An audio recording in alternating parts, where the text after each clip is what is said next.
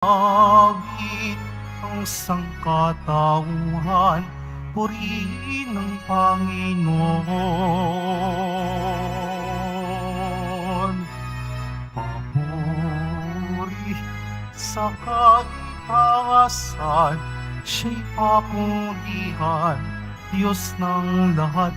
O papuri sa kaitaasan, siya'y papurihan, ngayon at magpakailanman.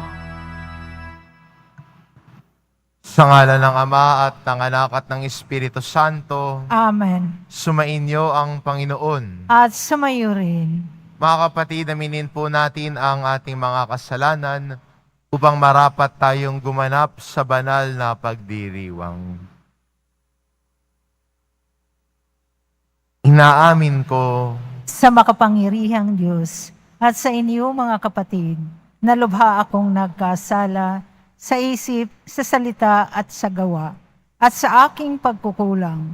Kaya isinasamo ko sa mahal na Birheng Maria, sa lahat ng mga anghel at mga banal, at sa inyo mga kapatid, na ako'y ipanalangin sa Panginoong ating Diyos. kaawaan tayo ng makapangyarihan Diyos, patawarin tayo sa ating mga kasalanan, at patnubayan tayo sa buhay na walang hanggan. Amen. Panginoon, kaawaan mo kami. Panginoon, kaawaan mo kami. Kristo, kaawaan mo kami. Kristo, kaawaan mo kami. Panginoon, kaawaan mo kami. Panginoon, kaawaan mo kami. Manalangin tayo.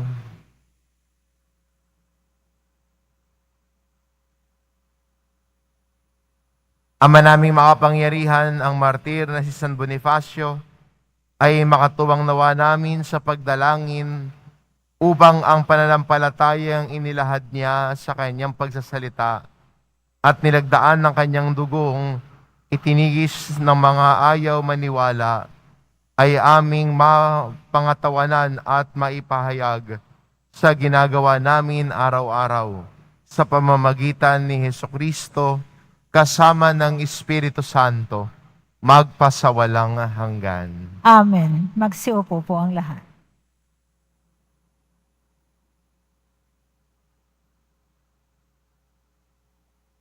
Ang simula ng ikalawang sulat ni Apostol San Pablo kay Timoteo. Mula kay Pablo na niloob ng Diyos na maging apostol ni Kristo Jesus upang mangaral tungkol sa buhay na ipinangakong kakamtan natin kay Kristo Jesus. Kay Timoteo na minamahal kong anak, sumaiyo nawa ang pagpapala, ang habag, at ang kapayapaan mula sa Diyos Ama at kay Kristo Jesus na ating Panginoon. Nagpapasalamat ako sa Diyos na pinaglilingkuran ko ng tapat, tulad ng ginawa ng aking mga ninuno, tuwing aalalahanin kita sa aking mga panalangin, araw-gabi. Dahil dito, ipinaalaala ko sa iyo na maging masigasig ka sa pagtupad ng tungkuling tinanggap mo sa Diyos nang ipatong ko ang aking makamay sa ulo mo. Sapagkat hindi espiritu ng kaduwagan ang ibinigay sa atin ng Diyos, kundi espiritu ng kapangyarihan, pag-ibig, at pagpipigil sa sarili. Kaya't huwag mong ikahihiya ang pagpapatotoo tungkol sa Panginoon o ang aking pagkabilanggo dahil sa Kanya. Sa halip, makihati ka sa kahirapan dahil sa mabuting balita, sa tulong ng Diyos na nagligtas at tumawag sa atin upang tayo'y maging Kanyang bayan. Ito'y ginawa niya sa pamagitan ni Kristo Jesus, hindi dahil sa ating mga gawa, kundi ayon sa Kanyang layunin at kagandahang loob na inilaan sa atin bago pa magsimula ang panahon. Ngunit nahayag lamang ito nang dumating si Kristo Jesus na ating tagapagligtas. Nilupig niya ang kamatayan at inihayag ang buhay na walang hanggan sa pamamagitan ng mabuting balita. Ako'y ginawang apostol at guro upang ipahayag ang mabuting balitang ito. At iyan ang dahilan kaya ako nagdurusa ng ganito. Gayon may hindi ko ikinahihiya ang nangyayaring ito sa akin sapagkat lubos kong nakikilala ang aking pinananaligan at natitiyak kong maiingatan niya hanggang sa huling araw ang ipinagkatiwala ko sa Kanya. Ang salita ng Diyos. Salamat sa Diyos. Ang mata ko'y nakatuon sa iyo lamang, Panginoon. Ang mata ko'y nakatuon sa iyo lamang, Panginoon. Ang aking pangmasid doon nakapukol sa luklukang trono mo, O Panginoon. Tulad ko'y aliping ang inaasahan, ay ang amo niya para matulungan. Ang mata ko'y nakatuon sa iyo lamang, Panginoon. Kaya walang humpay ang aming tiwala, hanggang ikaw poon sa aming maawa. Ang mata ko'y nakatuon sa iyo lamang, Panginoon. Magsitayo na po ang lahat.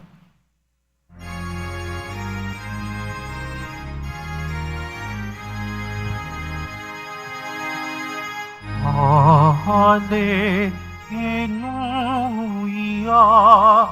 Hallelujah,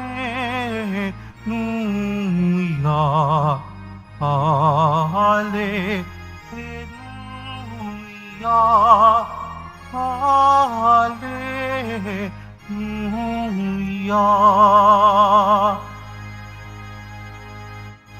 Pagkabuhay ako't buhay, ako'y inyong panaligan,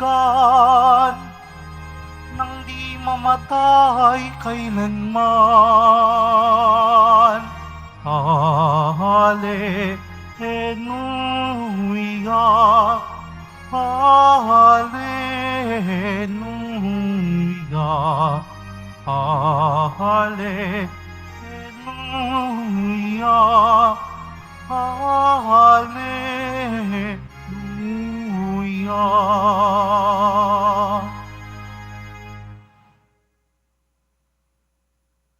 Sumainyo ang Panginoon. At sumayo rin.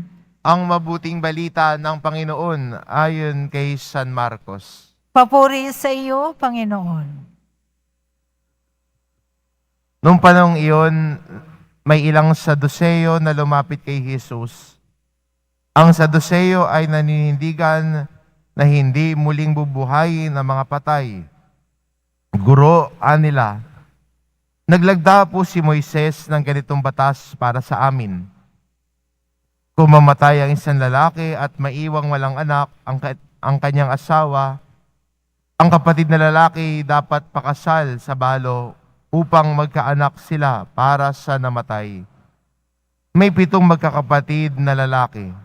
Nag-asawa ang panganay at namatay na walang anak. Nagpakasal sa balo ang pangalawa at namatay na rin walang anak. Gayon din ang nangyari sa pangatlo at sa mga sumusunod pang isa-isang napangasawa ng babae ang 7 magkakapatid. At sila'y namatay na walang anak. Sa kahuli-hulihay, namatay rin ang babae.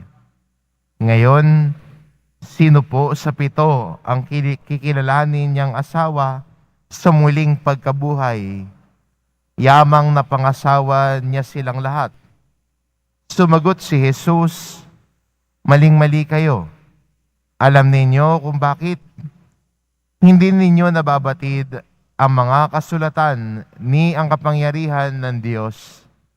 Sapagkat sa muling pagkabuhay, ang mga tao'y hindi na mag-aasawa.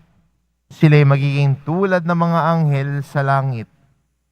Tungkol naman sa muling pagkabuhay, hindi pa ba ninyo nababasa sa aklat ni Moises tungkol sa nagliliyab na nagbabagang punong kahoy? Ganito ang nasusulat na sinabi ng Diyos kay Moises, "Ako ang Diyos ni Abraham, ang Diyos ni Isaac at ang Diyos ni Jacob." Ngunit ang Diyos ay hindi Diyos ng mga patay, kundi ng mga buhay. Maling-mali kayo. Ang mabuting balita ng Panginoon. Pinupuri ka namin, Panginoong Hesukristo. Magsiupo po ang lahat.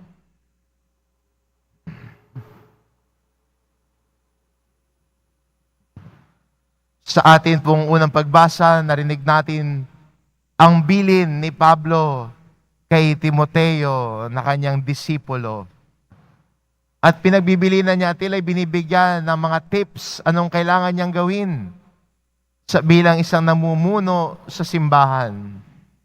At maganda ang paalaala niya, no? At maganda rin paalaala din sa ating bilang mga Kristiyano na sinabi ni Pablo kay Timoteo, "Huwag mong ikahiya ang pagpapatotoo tungkol sa Panginoon."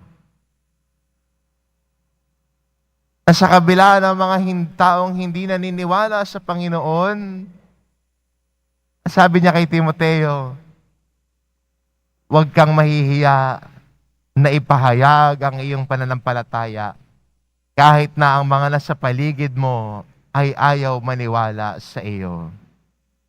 At ito po ang imbitasyon sa atin, no, bilang mga Kristiyano ho ngayon. Napatuloy tayo, no, na manindigan sa ating pananampalataya. Dahil ang pinipili natin ay si Jesus. Dahil ang tao nagmamahal kay Jesus, nakikinig sa kanyang mga aral at utos, sumusunod sa aral at utos ng Panginoon. Kaya ang tao nagmamahal sa Kanya, sumusunod sa Kanya. Hindi ba sa mga magulang, no, tinatanong nila ang kanilang anak, "Mahal mo ba ako?" Sasagot naman ng anak, "Opo." "O sige, bumili ka ng suka. Pumunta ka sa tindahan." Ang kanilang pagtugon at pagsunod ay pahayag ng kanilang pagmamahal. Kaya nga, hindi ba si Jesus, sa tindi ng pagmamahal niya sa Ama, inalay niya ang sarili niyang buhay sa pagsunod sa Diyos. Naging masunurin hanggang kamatayan sa krus si Jesus para sa ating kaligtasan. Dahil pinipili niya ang Diyos lagi. Sa atin din po bilang Kristiyano, sana ay piliin din natin ang Diyos. Yung pinagdiriwang po natin santo ngayon, San Bonifacio o Saint Boniface, ay pinili ang Diyos kahit na buhay ang kapalit.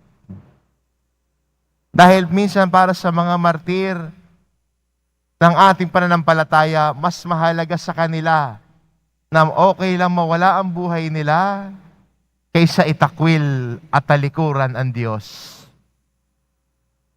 Mas gusto nilang manindigan sa pananampalataya nila kahit kaharap ang kamatayan.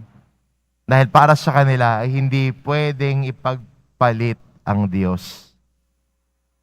They would give up their life rather than reject Christ.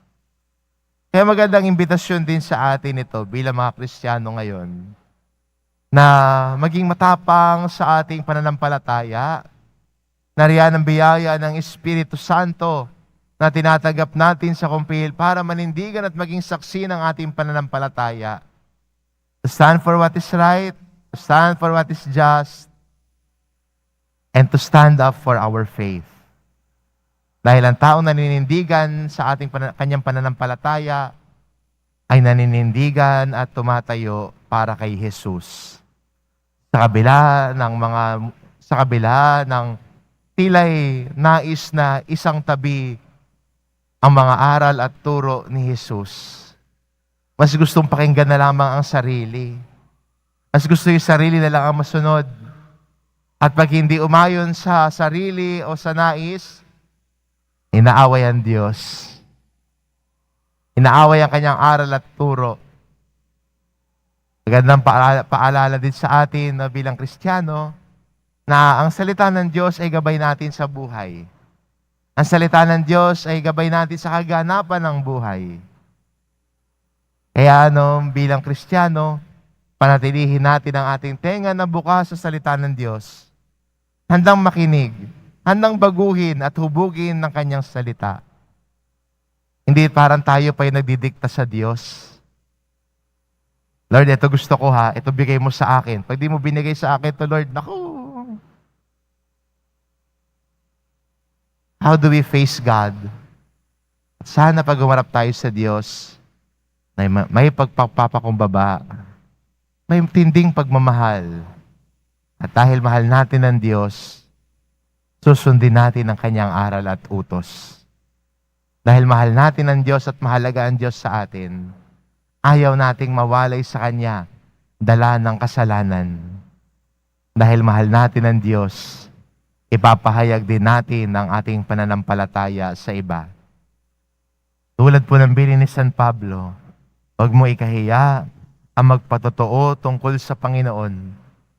At itong imbitasyon sa atin ni San Pablo ho ngayon, na magpatotoo lagi sa Panginoon, Kristiyano lagi, Kristiyano kahit saan, Kristiyanong tunay at totoo.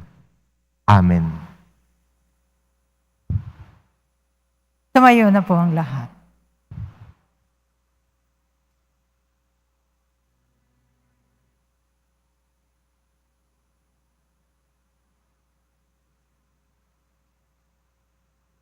Minamahal ko mga kapatid, napakamalwalhati ng kapayapaan at pag-asa ng muling pagkabuhay. Malaya ang ating mga puso mula sa di makatwirang pag-aalinlangan at pagdududa sapagkat naniniwala tayo sa pangako ng isang nabuhay na maguli sa walang hanggang kalwalhatian.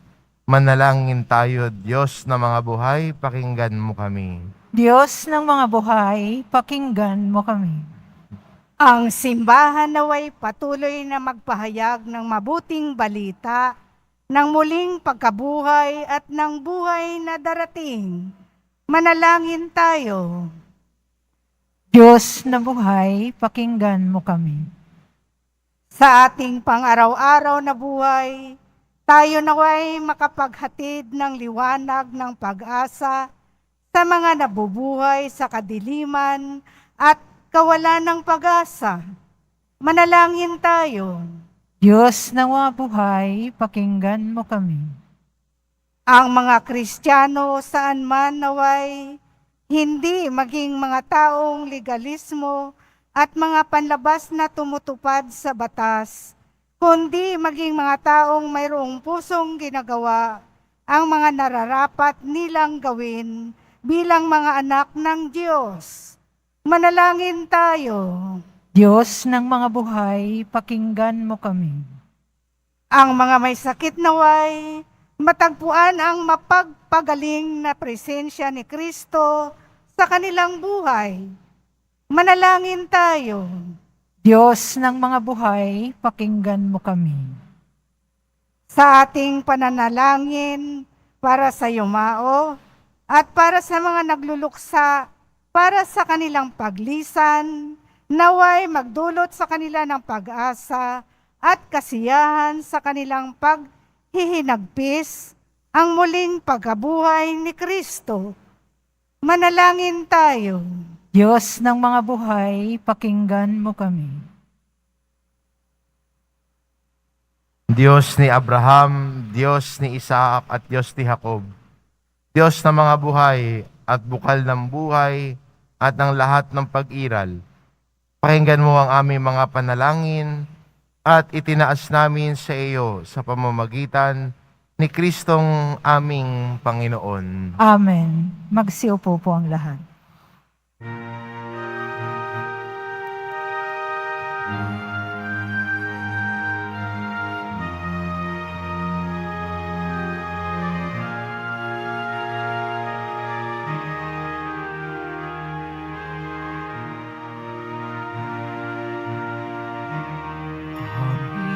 Aming alay sa'yo, Panginoon. ang tinapay at alak na iyong kaloob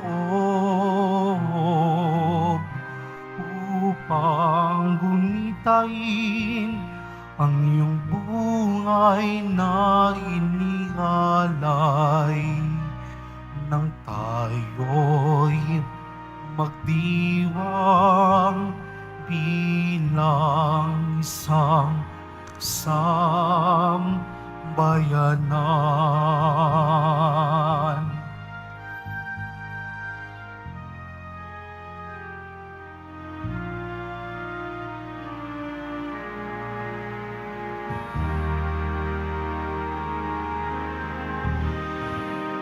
Tumayo na po ang lahat.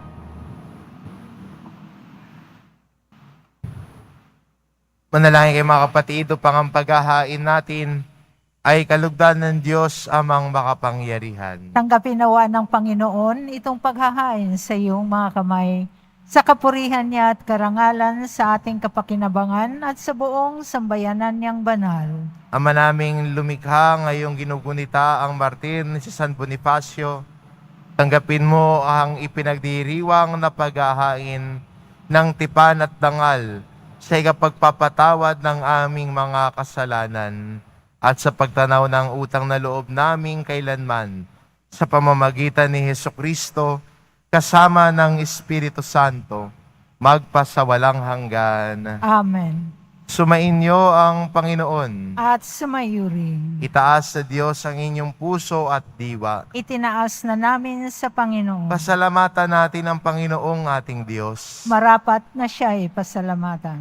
Ama naming makapangyarihan, tunay ngang marapat na ikaw ay aming pasalamatan. Ngayong aming kagalakan ni San Bonifacio ay parangalan.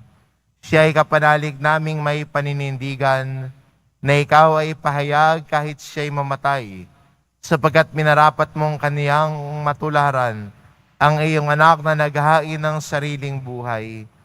Tulad ng naganap sa iyong anak, ang dugo ng mga martir ay dumanak, hindi dahil sa katatagang likas, kundi dahil sa iyong bigay na lakas.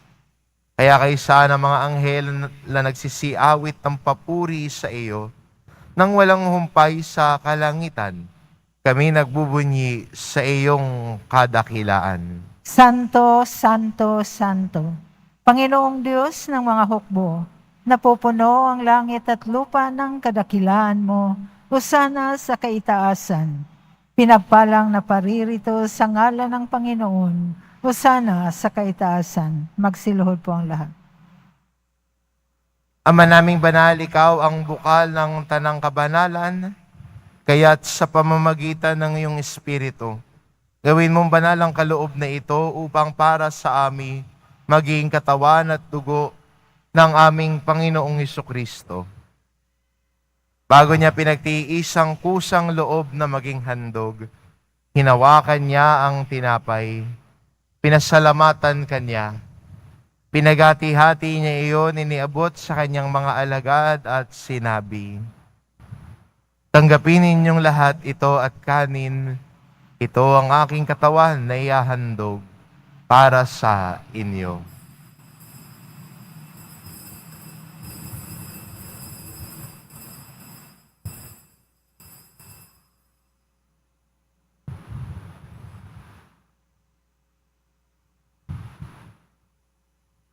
Gayon din naman na matapos ang hapunan, hinawakan niya ang kalis.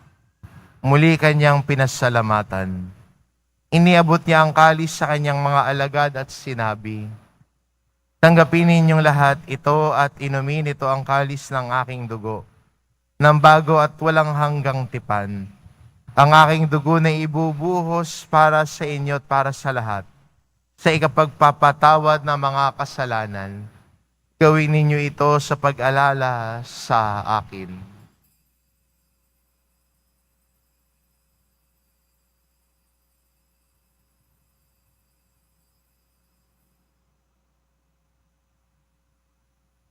Magsitayo na po ang lahat. Ipagbunyi natin ang misteryo ng pananampalataya. Si Kristo'y namatay, si Kristo'y nabuhay, si Kristo'y babalik sa wakas ng panahon. Ama, ginagawa namin ngayon ang pag-alala sa pagkamatay at muling pagkabuhay ng iyong anak. Kaya tinaalay namin sa iyo ang tinapay na nagbibigay buhay at ang kalis na nagkakaloob ng kaligtasan. Kaming nagpapasalamat dahil kami iyong minarapat na tumayo sa harap mo para maglingkod sa iyo. Isinasamo namin kaming magsasalo-salo sa katawan at dugo ni Kristo ay mabuklod sa pagkakaisa sa pamamagitan ng Espiritu Santo. Ama, lingapin mo ang iyong simbahang laganap sa buong daigdig. Puspusin mo kami sa pag-ibig, kaisa ni Francisco na aming Papa at ni Jose na aming Obispo at ng Tanang Kaparian. Alalahanin mo rin ang mga kapatid naming nahimlay na may pag-asang sila'y muling mabubuhay, gayon din ang lahat ng mga pumanaw. Kaawaan mo sila at patuloyin sa iyong kaliwanagan. Kaawaan mo at pagindapatin kaming lahat na makasalo sa iyong buhay na walang wakas. Kaisa na mahal na Birheng Maria na ina ng Diyos, ng kabiyak ng puso niyang si San Jose, kaisa ng mga apostol at ng lahat ng mga banal, na namuhay dito sa daigdig ng kalugod-lugod sa iyo, maipagdiwang nawa namin ang pagpupuri sa ikararangal mo sa pamamagitan ng iyong anak, na aming Panginoong Hesu Kristo. Sa pamamagitan ni Kristo kasama niya at sa Kanya, ang lahat ng parangal at papuri ay sa iyo, Diyos amang makapangyarihan, kasama ng Espiritu Santo, magpa sa walang hanggan. Amen. Sa tagubilin ng mga nakagagaling na utos at turo ni Jesus na Panginoon natin at Diyos, ipahayag po natin ng lakas loob. Ama namin, sumasalangit ka. Sambahin ang ngalan mo. Mapasa amin ang kaharian mo. Sundin ang loob mo dito sa lupa para nang sa langit. Bigyan mo kami ngayon ng aming kakanin sa araw-araw.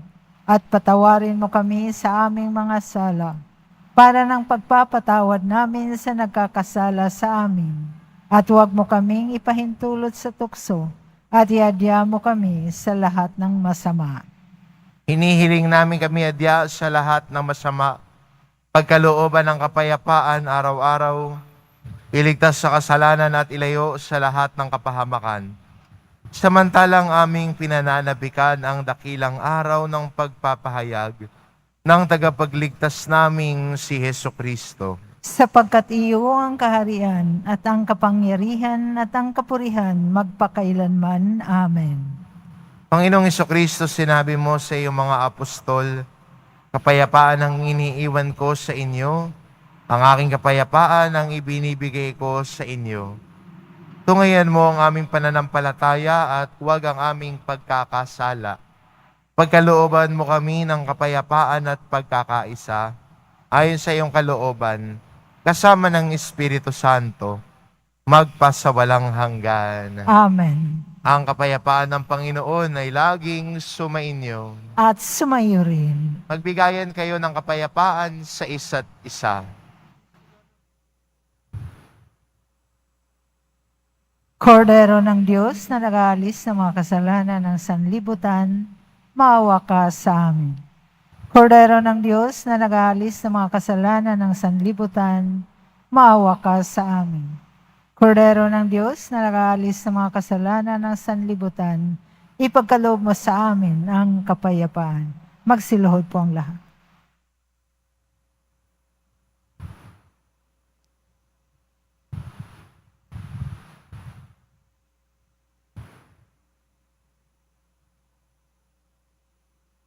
Ito ang kordero ng Diyos, ito nag-aalis ng kasalanan ng sanlibutan.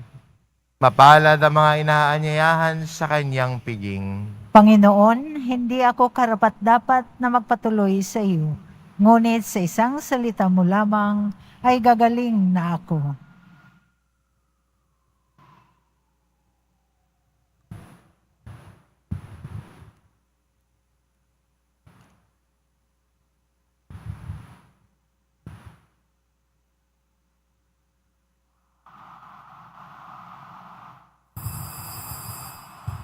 Para sa lahat ng tatanggap ng banal na komunyon, sasagot po tayo ng Amen pagkasabi ng pari o ng lay minister ng katawan ni Kristo at isubo agad sa bibig bago umalis sa harapan ng pari o ng lay minister.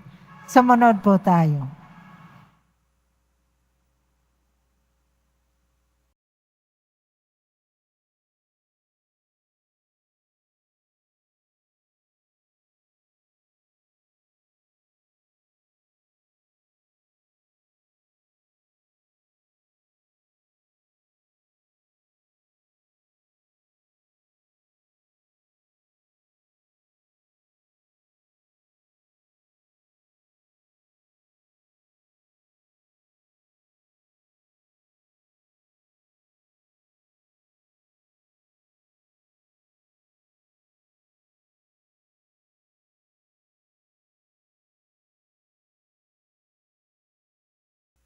Manalangin tayo.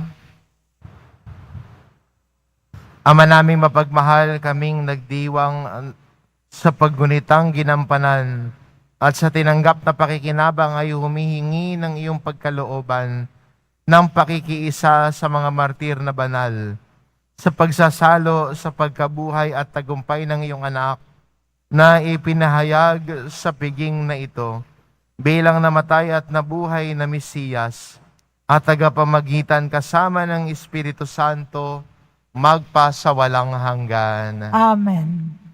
Sumainyo ang Panginoon. At sumaiyo rin. Mahal na pong Isus Nazareno, inihayag mo sa pamamagitan ng krus ang walang maliw na pag-ibig ng Diyos sa sangkatauhan. Pakinggan mo ang kahilingan ng iyong angka na nagsusumamo sa iyo. Makamtanawa nila ang iyong katugunan at tanggapin ang kasagutan na may utang na loob na tinatanaw. Basbasan din po ninyo ang mga may daladala nilang imahen at dasalan sa pamamagitan ng bendisyon na ito, naway maalala nila ang mga pangako nila noon sa binyag, na ikaw ang kanilang iibigan at pagdilingkuran bilang Panginoon magpasawalang hanggan. Amen. At pagpalain kayo ng ating mapagmahal na Diyos, ang Ama at ang Anak at ng Espiritu Santo. Amen. Humayo kayo, taglay ang kapayapaan ng poong Isus Nazareno. Salamat sa Diyos.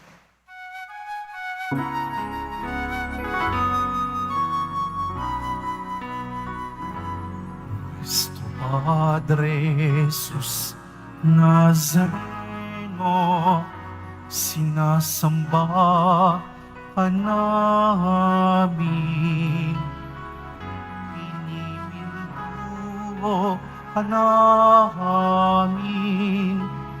Aral mo ang aming buhay at kaligtasan. Cristo Padre Jesus Nazareno, iligtas mo kami sa kasalanan. Ang krus mong pinamatayan ay salisag ng aming kaligtasan.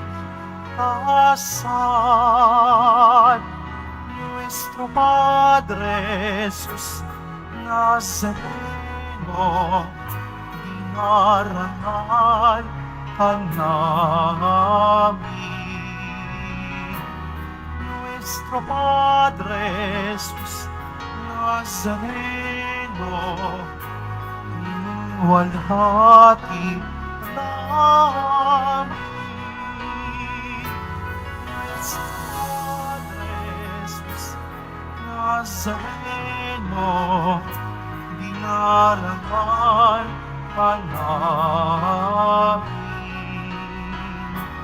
Nuestro Padre Jesus Nazareno, inuwalhati ka namin.